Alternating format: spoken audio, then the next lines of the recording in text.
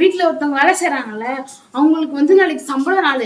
அவங்களுக்கு மாசம் 5000 ரூபாய் கொடுக்கணும்னு இருக்கும். அதனால நம்ம அவங்களுக்கு 4000 ரூபாய் கொடுத்துடலாம். 5000 ரூபாய் நம்ம 2 பேரும் உனக்கு 500 எனக்கு 500 எடுத்துக்கலாமா? என்னம்மா சொல்ற?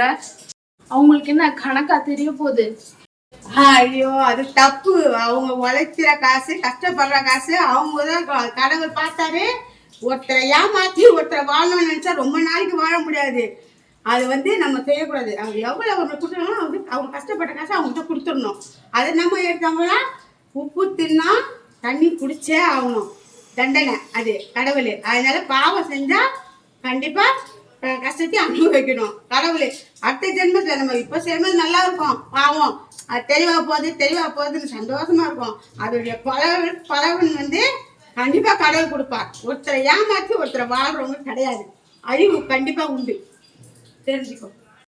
ஆமால, அவங்க உழைச்சி அவங்க கையில காசு வாங்கினாதான் அவங்க காசு நிற்கும் இல்ல. சரிம்மா, எனக்கு புரிஞ்சிருச்சுமா, இப்ப புரிஞ்சிச்சு.